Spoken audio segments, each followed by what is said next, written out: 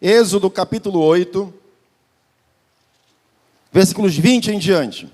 Êxodo capítulo 8, versículo 20 em diante. Diz assim a palavra de Deus: Disse o Senhor a Moisés: Levanta-te pela manhã cedo e apresenta-te a Faraó. E eis que ele sairá às águas. E diz-lhe: Assim diz o Senhor: Deixa ir o meu povo, para que me sirva. Outras versões dizem: para que me preste culto. Vocês, verso 21.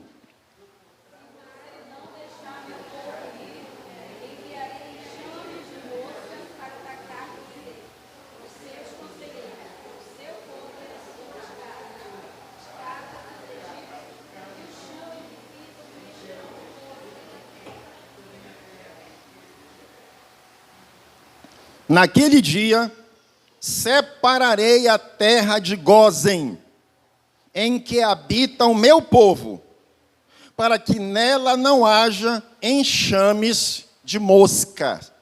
E saibas que eu sou o Senhor no meio desta terra. Vocês.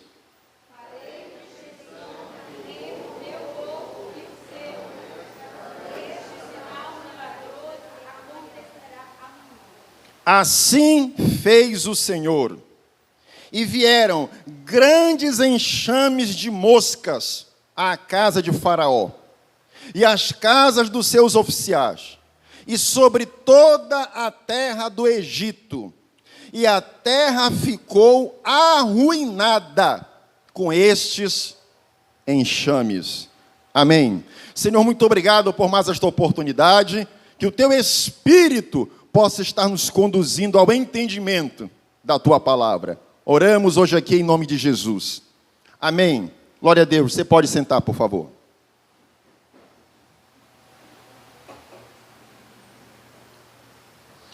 Êxodo capítulo 8, versículos 20 até o versículo 24. Planos maiores. Esse é o título da reflexão bíblica desta manhã. O povo de Israel vivia na escravidão já há cerca de 430 anos, aproximadamente. 430 anos era já o tempo que Israel vivia sob o domínio do faraó, sob o domínio do monarca egípcio. O Egito era o império mundial daquela época. Israel vivia ali na condição de escravo há mais de 400 anos. E o plano do faraó, o plano do Egito, para aquele povo escravizado, para o povo de Israel, que era o povo chamado por Deus.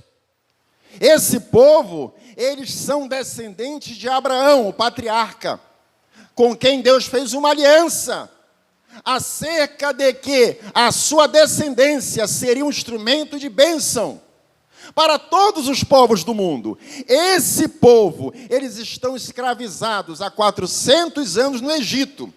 Para o monarca egípcio, o plano era que Israel continuasse escravo. Por que era esse o plano do Egito para Israel? Porque imaginem vocês, você administrar uma potência mundial e ter que perder a mão de obra, que era um dos principais mecanismos para movimentar toda a estrutura econômica, toda a estrutura de produção do Império Egípcio. Para o faraó, era altamente importante preservar a mão de obra escrava dos israelitas. Porque os israelitas trabalhavam, e trabalhavam duramente, arduamente, e de graça. De graça. Então vocês imaginem o quanto, há mais de 400 anos, a força produtiva do trabalho escravo dos hebreus, dos israelitas, era de extrema importância para o faraó. Então, na cabeça do faraó, na visão econômica do Império Egípcio, o plano era que Israel permanecesse na escravidão.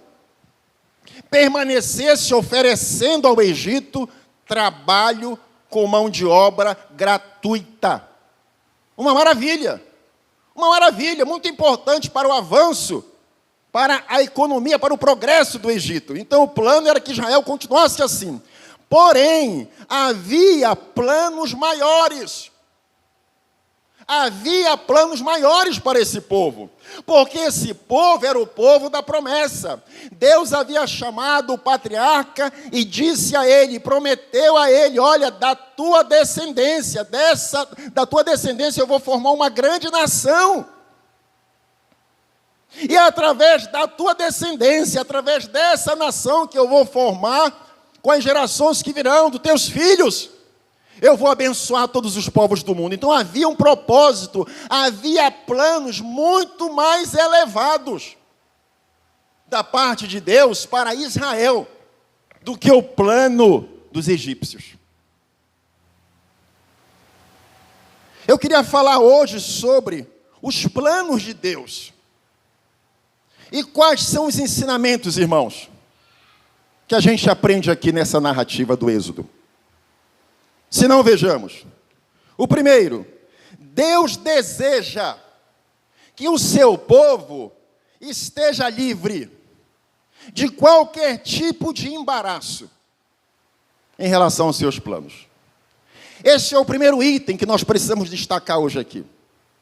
Em relação aos planos maiores, planos muito mais importantes, muito mais abrangentes, planos muito mais especiais, planos muito mais completos, planos muito mais aperfeiçoados, planos, por isso mesmo, maiores, planos de Deus. Esses planos, para que nós vivamos esses planos, para que nós nos envolvamos com esses planos, Deus deseja que nós estejamos livres, que nós estejamos desembaraçados.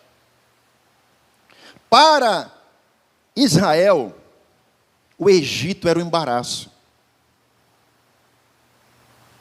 É isso que a gente vê aqui. Israel queria prestar culto a Deus. Você vê isso no versículo 21. Versículo 20 e 21. Israel queria prestar culto a Deus. Israel queria viver o plano que Deus tinha para eles. Mas o Egito estava ali há mais de 400 anos como um entulho, como um embaraço, como uma pedra, como um impedimento na vida dos hebreus. Deus desejava que o seu povo ficasse livre daquela escravidão. Deus desejava que o povo ficasse livre daquele embaraço. Deus desejava que o povo ficasse completamente à vontade para servi-lo. É isso que diz o texto, versículo 20, a parte B. Deixa o meu povo ir para que me sirva. Deixa o meu povo ir para que ele preste culto a mim. É essa a mensagem que Deus manda anunciar ao faraó através de Moisés. Mas até esse momento eles estão impedidos de fazer isso. Por quê? Porque o Egito era um estorvo, o Egito era um impedimento. Escute o que eu vou falar. Muita gente, irmãos, está impedida de viver plenamente planos maiores, planos mais exuberantes, coisas mais grandiosas que Deus tem para as suas vidas. Muita gente está impedida de viver isso por causa do Egito. Por causa do Egito. Eu anotei aqui só 2 exemplos de Egito na vida de algumas pessoas. Tem pessoas que estão impedidas de viver o plano de Deus por causa da ausência de vigilância. Isso tem sido um Egito na vida de algumas pessoas. É um homem de oração. É uma mulher de oração.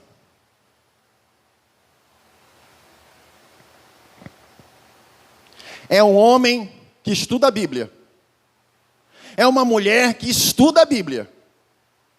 Mas eles não são vigilantes. São pessoas que levam a sério a igreja.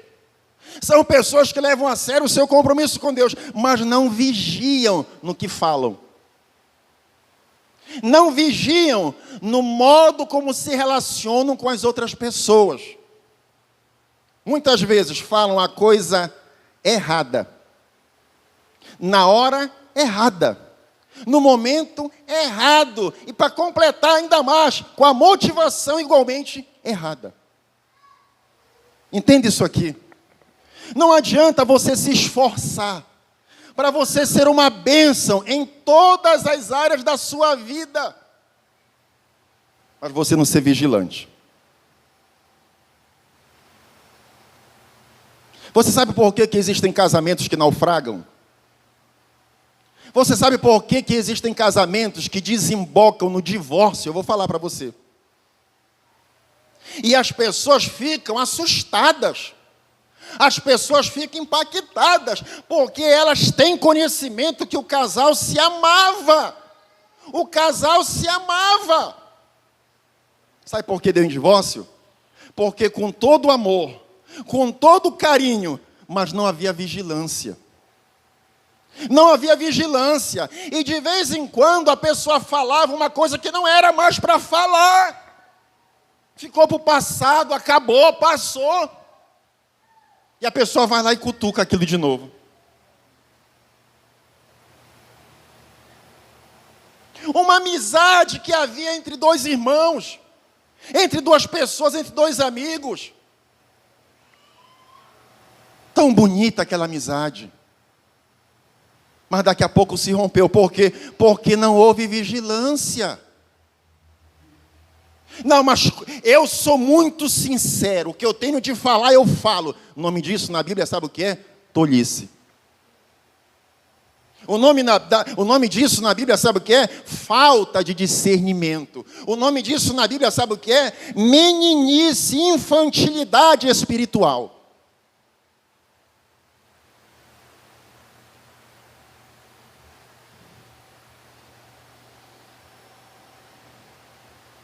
Muita gente está embaraçado com isso.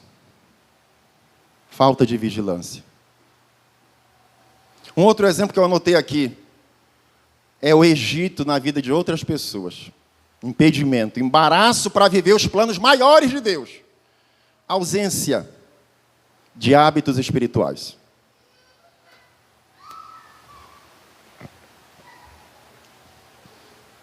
A igreja de Willow Creek, lá nos Estados Unidos, nos últimos anos do século passado, 2020, era considerada uma das maiores igrejas do mundo. Aí eles foram fazer uma pesquisa. Sabe o que eles descobriram? Que o IQ, índice de qualidade daquela igreja, estava, olha, lá embaixo. Lá embaixo. Era uma igreja riquíssima. Uma igreja riquíssima. Uma igreja extremamente numerosa, uma membresia enorme, milhares de pessoas. Mas a liderança, fazendo uma pesquisa, descobriu que a espiritualidade do povo estava lá embaixo. Sabe por quê? Porque eles não praticavam hábitos espirituais fora das reuniões da igreja, fora dos cultos. A liderança da igreja apurou que em casa, fora do culto, fora da igreja, na vida comum do lar, na vida lá fora, nos seus negócios, nas suas atividades, não havia uma preocupação com a prática de hábitos espirituais. E o mais importante, não liam a Bíblia e não tinham vida de oração. Não praticavam leitura da Bíblia, não praticavam vida de oração.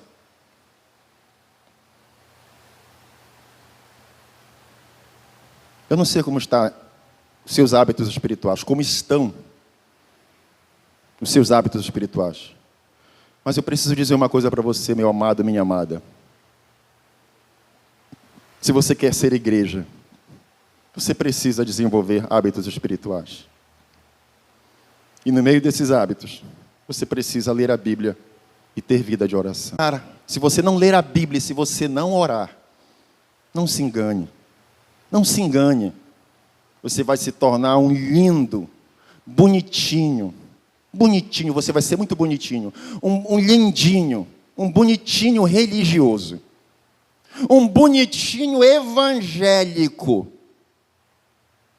Mas você não vai ser igreja. Você não vai ser igreja no sentido verdadeiro. Você não vai ser igreja no sentido bíblico, porque a igreja verdadeira, ela pratica hábitos espirituais. O membro da igreja pratica hábitos espirituais, não é só na hora do culto que ele ora, não é só na hora do culto que ele lê a Bíblia, ele faz isso lá fora, ele faz isso no seu lar, na sua casa. Ele é exemplo para as suas crianças, ele é exemplo para o seu cônjuge, ele é exemplo para as pessoas que o conhecem. Ele tem vida de oração, ele lê a Bíblia. Então, queridos, tem gente que está impedido de fluir, de viver os planos maiores que Deus tem para a sua vida, porque ela está embaraçada. Existem embaraços na vida dela. Eu não sei se tem algum embaraço na tua vida, meu irmão. Eu não sei se tem alguma coisa impedindo a tua vida, minha irmã. Mas o Senhor quer que você viva, que você se desembarace de todo tipo de empecilho e viva os planos maiores que Ele tem para a tua vida. Quem pode dar glória a Deus aí? Segundo lugar, Deus é capaz de trazer calamidades. Veja o versículo 21. Olhe no seu texto, versículo 21. Do contrário, se tu não deixares ir o meu povo, eis que eu vou enviar um enxame de moscas sobre ti, e sobre teus oficiais, e sobre o teu povo, e nas tuas casas, e as casas dos egípcios se encherão desses enxames de moscas, e também a terra em que eles estiverem. Eu vou encher desses enxames. Ou seja, Deus está dizendo aqui que vai trazer uma praga.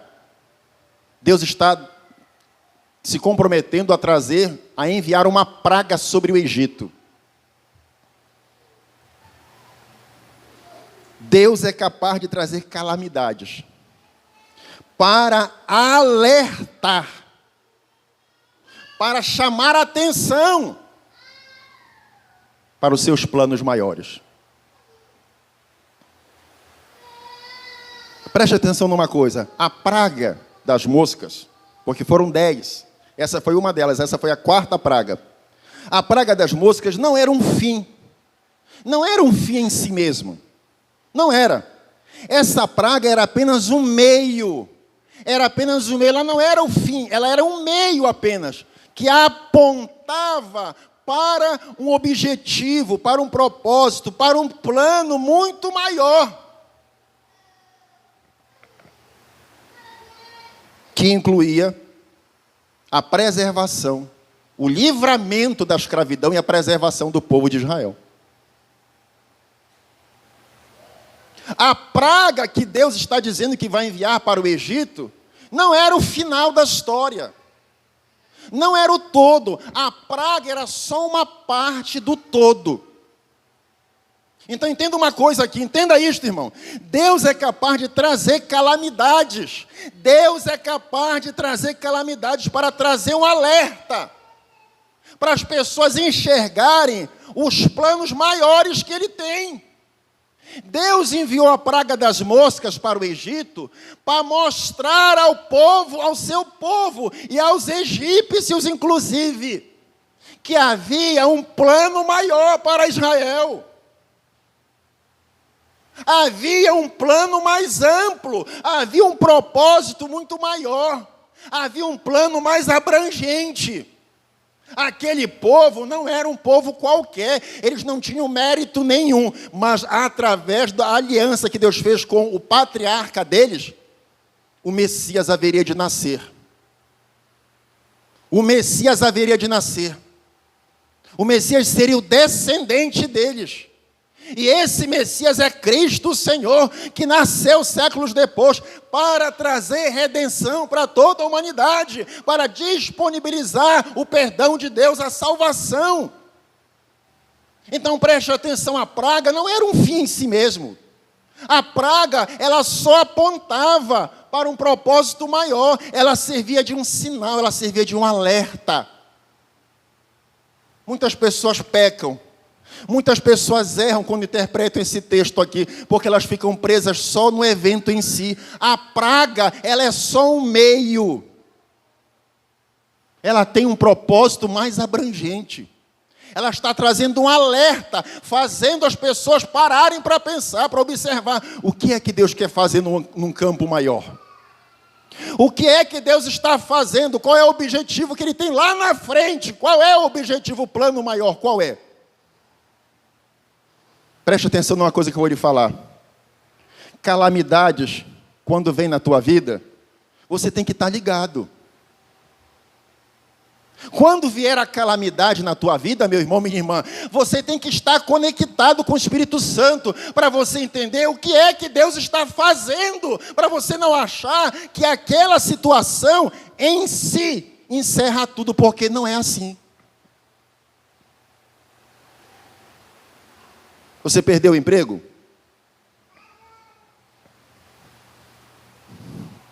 Você ficou doente? Aconteceu um problema, uma situação grave que você não esperava? Presta atenção, abre os teus olhos espirituais, meu irmão. A calamidade em si não resume, não encerra o que Deus quer fazer na tua vida. Você tem que olhar essa calamidade com olhos espirituais e enxergar o contexto maior, o contexto mais amplo e tentar perceber o que é que Deus quer fazer na tua vida. Não se prenda só no enxame das moscas, como os egípcios se prenderam. Os egípcios olharam só para a calamidade, só para aquela praga em si, e não perceberam que Deus estava executando um plano maior, um plano mais amplo. Por isso o faraó não se arrependeu e permaneceu na sua obstinação, na sua rebelião, na sua revolta. Tem muita gente fazendo a mesma coisa. Vem a calamidade, se revolta contra Deus. Vem a tribulação, se revolta contra Deus, quer sair da igreja, quer deixar Jesus. Sabe por quê? Porque está agindo igual o faraó. Está se comportando igualzinho o faraó. Está olhando só para a praga. Está olhando só para aquele momento. Está olhando só para a calamidade em si. E não está erguendo a visão, erguendo os olhos para olhar além, para olhar o que Deus quer fazer num plano mais amplo.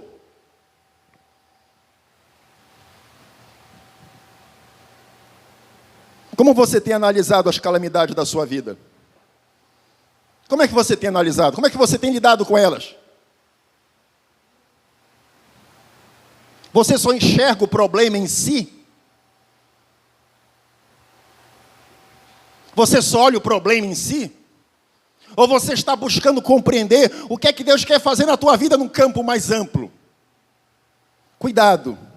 Cuidado, irmão e irmã. Cuidado, para você não repetir a postura do faraó. O faraó olhou só para a praga, só para a calamidade, e não percebeu que Deus estava executando um plano maior. Em terceiro lugar, Deus pode poupar os seus escolhidos. Olha que coisa maravilhosa. Deus pode poupar, Deus pode livrar os seus escolhidos, ainda que os seus planos incluam uma tragédia. Se Ele quiser, Ele pode. Por quê? Porque o plano é dEle. Porque o plano é dEle. Então, se Ele quiser trazer uma tragédia, mas Ele quiser livrar a tua vida, Ele livra. Ele te livra. Qual é o problema? Qual é o problema? Só porque está acontecendo na vida de todo mundo à tua volta, tem que acontecer na tua? Se o teu Deus decidir que Ele vai te poupar, Ele vai. Pastor, mas na minha família todo mundo pegou Covid, e daí? Quem disse que tu precisa pegar? Pastor, mas o meu vizinho aqui do lado pegou Covid e morreu. Sim, e aí? Deus não pode te livrar? Nós estamos numa pandemia. Nós estamos isentos de sermos contaminados? Não. Mas Deus pode nos livrar de uma tragédia? Se Ele quiser, Ele pode. Deus pode preservar nossas vidas? Se Ele quiser, Ele pode. Deus pode nos livrar de coisas piores? Se Ele quiser, Ele pode. Dê uma olhada aí no versículos 22 e 23. Do contrário, 22. Naquele dia, eu vou separar a terra de Gósen. Vou separar a terra de Gósen que habita o meu povo, para que nela não haja o enxame das moscas. E saibas que eu sou o Senhor, no meio desta terra. Farei distinção, verso 23, entre o meu povo e o teu povo.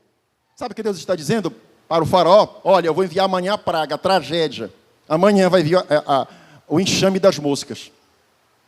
Essas moscas eram terríveis, irmãos. Essas moscas eram terríveis, não é um tipo de mosca qualquer. Fui pesquisar sobre isso, eram moscas terríveis. Eram moscas guerrilheiras. E o interessante é que havia um deus no panteão de divindades egípcias chamado Beuzebu. E esse deus, ele tinha o suposto poder de eliminar essas moscas. Mas ele foi envergonhado, porque Deus enviou a praga, não teve Beuzebu que desse jeito.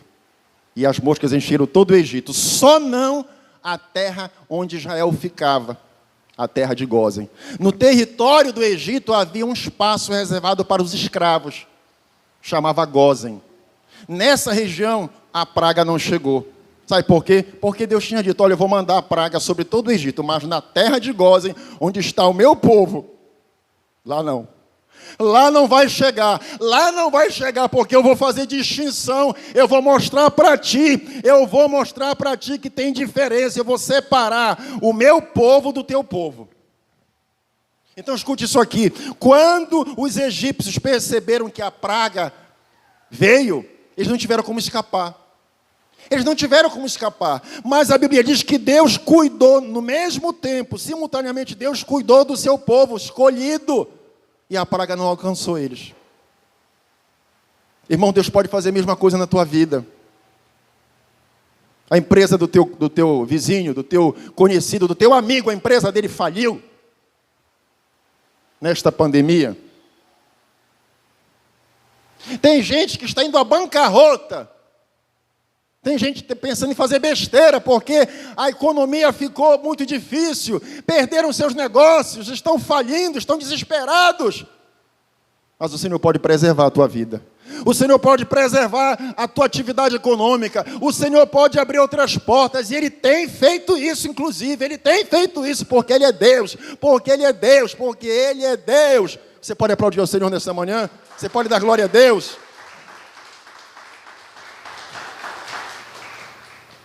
A tragédia pode estar à nossa volta. Os planos de Deus podem incluir uma tragédia, irmão.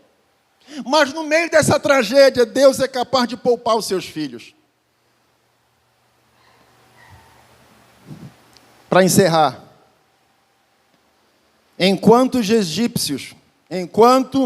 egípcios foram castigados com a praga, nos seus planos, Deus castigou Jesus com a cruz. Veja só que coisa interessante. Enquanto lá no Egito, a praga veio como um castigo, lá na cruz, em seus planos, Deus enviou sobre Jesus, castigando o Senhor Jesus, com a praga dos nossos pecados. Sabe por que Jesus fez isso? E aqui eu encerro. Sabe por que os planos de Deus, irmãos? Sabe por que os planos maiores? Sabe por que os planos de Deus fizeram assim com Jesus? Porque era o plano de Deus nos disponibilizar a reconciliação com Ele. Era plano de Deus nos disponibilizar o privilégio de sermos incluídos na sua família, de termos os nossos pecados perdoados. Era parte do plano de Deus, nós sermos livres, nós sermos libertos da escravidão do Egito espiritual, do pecado, do mundo. Era plano de Deus. Por isso Deus enviou Jesus para a cruz, enquanto os egípcios foram castigados com a praga. Deus castigou o nosso Redentor. Deus castigou o nosso Salvador, o nosso bendito Cristo, com a morte na cruz. E Ele fez isso porque isso fazia parte do seu plano. Foi por isso que Ele não poupou Jesus, porque isso fazia parte dos planos de Deus para nós, para nos abençoar. Deus tem planos maiores para a tua vida, meu irmão, minha irmã. Vamos ficar de pé, por favor. Deus tem planos maiores para a tua vida, meu irmão, minha irmã. Ministério de Louvor pode vir aqui à frente. Deus tem planos maiores para a tua vida. Minha pergunta hoje aqui é o seguinte: você vai de repente continuar embaraçado, se é o seu caso? Eu não sei, mas você vai continuar de repente embaraçado com o Egito? Ou você está disposto a viver os planos maiores que Deus tem para a tua vida? O que é que você quer? Você quer viver os planos maiores que Deus tem para você? Ou você quer ficar embaraçado com o Egito? Feche seus olhos, recline a sua cabeça, vamos orar e compartilhe com Deus qual é a tua escolha. O que é que você quer hoje? O que é que você pensa em relação à tua vida, em relação à tua família, ao teu casamento, aos teus filhos? O que é que você pensa em relação aos planos de Deus para você? O que é que você deseja dos planos maiores que Deus tem para a tua vida? Hoje é uma oportunidade para você dizer: não quero mais ficar no Egito. Eu vou cortar laços com o Egito. Eu não quero mais permanecer embaraçado com o Egito. Hoje eu decido cortar meu vínculo com o Egito. Eu não quero mais isso para a minha vida. Eu quero os planos maiores que Deus tem para mim. Se é isso que você deseja, Deus te abençoe.